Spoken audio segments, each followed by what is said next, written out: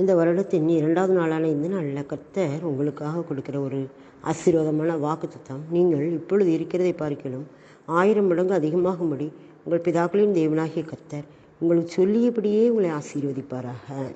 இது மோசே இஸ்ரேல் ஜனங்களை பார்த்து சொல்கிறார். யாத்ராகமம் அந்த இதெல்லாம் முடிச்சுட்டு அவங்க அந்த வாக்குத்தத்த பூமியை சொந்தரிக்காக வரும்போது ஆண்டு இந்த வார்த்தையை மோசே மூலமாக கொடுக்குறாரு. எப்படி கொடுக்குன்னா, நீங்கள் ஆண்டு உங்களை பெருக பண்ணியிருக்காரு. நீங்கள் வானத்து நட்சத்திரங்கள் போல் திரளாக இருக்கீங்க. நீங்கள் இப்பொழுது இருக்கிறதை பார்க்கலும் 1000 மடங்கு அதிகமாகும்படி உங்கள் பிதாக்களின் தேவனாகிய கர்த்தர் உங்களுக்கு சொல்லியபடியே உங்களை ஆசீர்வதிப்பாராக. ஆமென். அப்படியே அவர் சொன்னபடியே ஆசீர்வதிச்சார். இஸ்ரேல் ஜனங்களை அப்போ இருந்ததை விட இப்போ 1000 மடங்கு அதிகமாக தான் இருக்கிறாங்க. அதோட மக்கள் தொகையில் மட்டுமல்ல, ஆசீர்வாதத்திலும் அவர்கள் 1000 மடங்கு அதிகமாக இருக்காங்க. அதே மாதிரி பொருளாதாரத்திலும் 1000 மடங்கு அதிகமாக இருக்கிறாங்க. ஞானத்திலும் 1000 மடங்கு அதிகமாக இருக்கிறாங்க.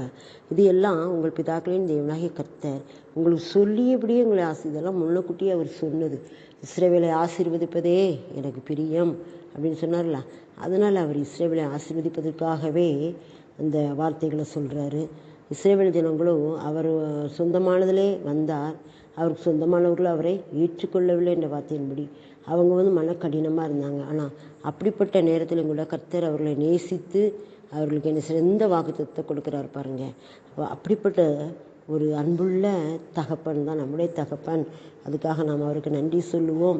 இதனால் நம்மை பார்த்து கர்த்தர் சொல்கிறார். 2025 வருடத்தை முடித்து 2026 வருடத்தில் பிரவேசிக்க நம்மை பார்த்து கர்த்தர் சொல்கிறார், நீ இப்பொழுது இருக்கிறதை பார்க்கலும் 1000 மடங்கு அதிகமாகும்படி உன் பிதாக்களின் தேவனாகிய கர்த்தர் உனக்கு சொல்லியபடியே உன்னை ஆசீர்வதிப்பாராக அப்படின்னு சொல்லி நம்ம ஒவ்வொருவரும் நமக்கு இந்த வார்த்தையை சொந்தமாக எடுத்துக்கொள்ளணும். நம்ம ஆசீர்வச்சிருக்கிறார். அவர் ஆசீர்வதிக்க தயை பெற்றிருக்கிறேன். ஆசீர்வதற்கு நான் மனம் உள்ளவனாக இருக்கேன்.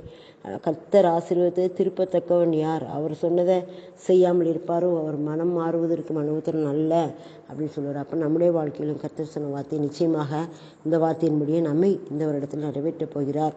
எப்படி நம்ம இருக்கிறோம் அதை விட 1000 மடங்கு அதிகமான ஆசீர்வாதத்தை தர வல்லவராக இருக்கிறார்.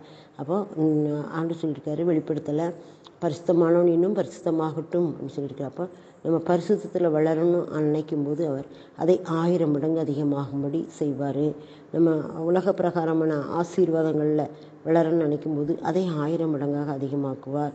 ஆவிக்குரிய காரியங்களை நாம் நினைக்கும் போது 1000 மடங்கு அதிகமாக்குவார். ஆத்துமாக்களையும் 1000 மடங்கு தருவார். நாம் விசுவாசிப்போம், பெற்றுக்கொள்வோம். ஆமேன். Happy new year.